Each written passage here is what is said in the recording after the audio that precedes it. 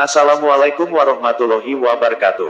Apa kabar pemirsa yang dirahmati Allah? Semoga pemirsa selalu dalam naungan syafaat baginda Nabi Muhammad SAW di dunia maupun di akhirat, amin. Kisah kali ini mengenai seseorang yang dijuluki Macan Sampang. Siapakah orang yang dijuluki Macan Sampang itu, dan bagaimana alur kisahnya? Mari simak baik-baik alur kisahnya. Namun sebelum lanjut mendengarkan, mohon bantu subscribe channel Nurul Ulum ini. Hanya dengan bantuan kalian channel ini bisa berkembang ke depannya. Terima kasih banyak pemirsa. Pemirsa yang dirahmati Allah. Perlu kita ketahui, macan adalah binatang buas yang siap menerkam bagi siapa saja yang mengganggunya. Dan dalam hal ini, ketika ada seseorang yang keberaniannya disamakan dengan binatang buas tersebut, tentu orang itu merupakan orang yang sangat tegas dan pemberani. Di saat itu, di kota Sampang yang merupakan kota yang berbasis santri, di antara beberapa kota yang ada di Pulau Madura, ada seseorang tokoh yang terkemuka hingga dijuluki Macan Sampang. Karena sangat tegas dan pemberani, serta sangat gigih dalam memperjuangkan syariat Islam, yakni agama Allah. Dan orang tersebut adalah seorang tokoh yang sangat arif dan sabar, serta bijaksana, yaitu beliau Kiai Haji Abdul Bari Injelan.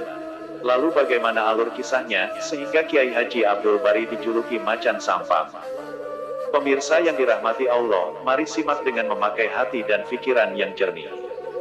Dulu, pada tahun 1971 Masehi, di waktu zaman Bapak Presiden Soeharto, oknum pejabat pemerintah mengadakan pertemuan di dalam gedung PBU di Kajuk Sampang. Di dalam pertemuan tersebut, ada seorang pejabat yang berorasi dengan panjang lebar. Hingga isi di dalam pidatonya banyak mendiskreditkan atau bahasa kasarnya merendahkan martabat para alim ulama.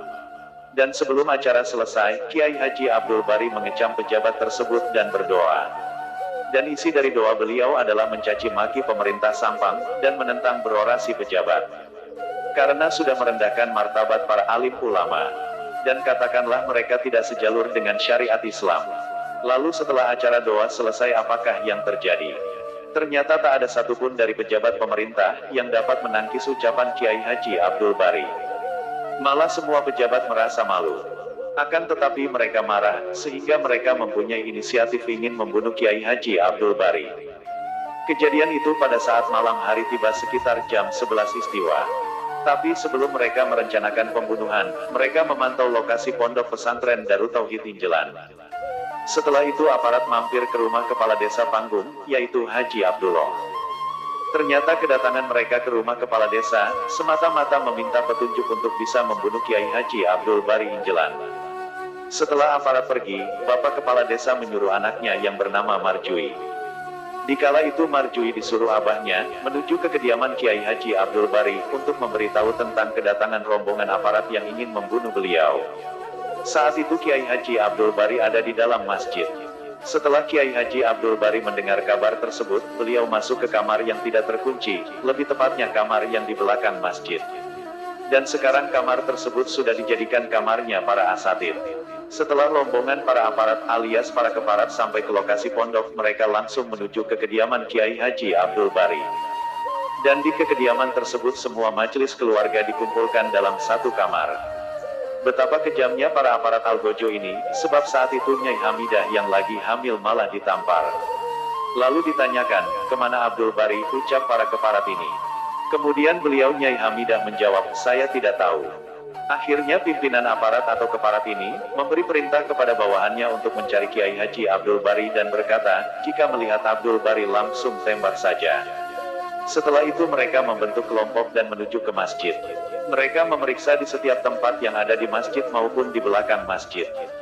Namun anehnya Kiai Haji Abdul Bari sama sekali tidak terlihat. Padahal sudah jelas sekali beliau berada di dalam kamar belakang masjid tersebut.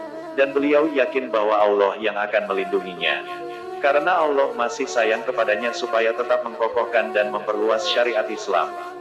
Sungguh maha suci Allah yang berkuasa atas segala-galanya. Lalu apakah amalan beliau sehingga tidak terlihat pada saat sekelompok aparat memeriksa kamar tersebut? Ternyata hanya ayat pendek yang tidak pernah putus beliau baca. Dan ayat tersebut terletak di dalam hatinya Al-Quran, yaitu di dalam surah Yasin. Inilah bunyi ayat tersebut. Bismillahirrahmanirrahim. وجعلنا من بين أيديهم سدا ومن خلفهم سدا فأغشيناهم فهم لا يبصرون. Hingga kemudian semua aparat merasa lelah karena tak kunjung menemukan Kiai Haji Abdul Bari. Kemudian semua aparat putus asa, dan mereka kembali ke kota Sampang. Setelah kondisi terlihat aman, Kiai Haji Abdul Bari keluar dari kamar tersebut menuju ke kediamannya. Setelah semuanya sudah berkumpul, Kiai Haji Abdul Bari menceritakan apa yang terjadi saat aparat memeriksa ke dalam kamar yang ditempati Kiai Haji Abdul Bari tersebut. Saat itu saya berada di dalam kamar. Namun dengan kehendak Allah saya tidak ditemukan. Seandainya saya takut terhadap kematian, maka saya akan meloncat lewat jendela kamar. Karena saya yakin jika saya masih ditakdirkan hidup oleh Allah, insya Allah saya akan tetap hidup. Begitulah ucap Kiai Haji Abdul Bari kepada majelis keluarganya. Dan di saat itu pula masyarakat Injelan dan sekitarnya, berbondong-bondong siap siaga untuk menjaga ketat dan membela Kiai Haji Abdul Bari. Kemudian masyarakat berkata, andai kata Kiai Haji Abdul Bari ditangkap atau dibunuh, maka masyarakat Injelan dan sekitarnya tidak akan pernah tinggal diam untuk membunuh balik para aparat tersebut. Warga akan balik membunuh para aparat tersebut. Sebab pada saat itu semua warga dan sekitarnya membawa alat-alat tajam, seperti celurit dan parang atau pedang dan sebagainya. Setelah itu, karena lokasi Injelan masih tidak aman, untuk sementara waktu Kiai Haji Abdul Bari dan majelis keluarganya pergi ke Jerengwan dengan berjalan kaki. Namun setelah sampai di tengah perjalanan, beliau dan majelis keluarganya bertemu dengan seseorang yang tidak senang melihat Kiai Haji Abdul Bari hidup bahagia. Dan lihat apa yang dilakukan orang tersebut kepada Kiai Haji Abdul Bari. Ternyata orang itu langsung pergi ke kota Sampang untuk melaporkan tujuan perjalanan Kiai Haji Abdul Bari dan majelis keluarganya. Hingga kemudian rombongan aparat bergegas menelusuri keberadaan Kiai Haji Abdul Bari di Jarangguan. Dan mereka pun mengepung di semua sudut jalan Jarangguan. Dan mungkin saja, mereka masih sempat berkata, kali ini engkau mau lari kemana Abdul Bari? Dan mungkin juga, setelah para keparat ini berkata seperti itu mereka sambil ketawa seperti ini. Hahaha. Padahal siapa sangka, lagi-lagi Kiai Haji Abdul Bari tidak diketemukan. Pada saat itu Kiai Haji Abdul Bari berada di kediamannya, yang saat ini ditempati Kiai Rifai. Sedangkan majelis keluarga bagian wanita berada di dalam pondok. Bahkan pencarian yang kedua kalinya ini lebih lama daripada pencarian yang pertama kalinya. Sehingga aparat merasa jenuh dan lagi-lagi putus asa dengan pencariannya. Cie kasihan banget ya guys. Kemudian semua aparat kembali ke kota Sampang. Setelah kondisi sudah terlihat aman, kemudian Kiai Haji Abdul Bari keluar dan lihat apa yang terjadi. Ternyata Kiai Haji Abdul Bari mengganti pakaiannya dengan pakaian sakera alias gombor. Dengan keangkuhan beliau, dan dengan keberanian beliau, aparat kota Sampang akan kedatangan tamu yang spesialis tanpa diundang siapapun. Bahkan aparat kota Sampang mencarinya untuk dibunuh saja. Namun usaha mereka sia-sia selama pencariannya. Dan siapakah tamu tersebut? Dialah Kiai Haji Abdul Bari. Beliau gagah perkasa dengan keberanian yang beliau miliki. Kemudian Kiai Haji Abdul Bari mendatangi kota Sampang bersama 3 orang, yaitu Kiai Haji Abdul Muhaimin saat berumur 14 tahun, Hamdi Kusir, dan Marjui Pakades. Setelah sampai ke kota Sampang, Kiai Haji Abdul Bari menantang semua aparat yang ingin membunuhnya. Dengan suara tantangan yang bikin aparat kota Sampang ketakutan. Dan penampilan beliau yang begitu menegakkan serta gagah perkasa. Namun tak ada satupun aparat yang berani mengeluarkan kata-kata apapun. Semuanya menjadi diam ketakutan. Dan semuanya terselesaikan. Meskipun begitu Kiai Haji Abdul Bari tidak pernah sombong. Karena beliau selalu menyadari bahwa semuanya itu atas kehendak Allah.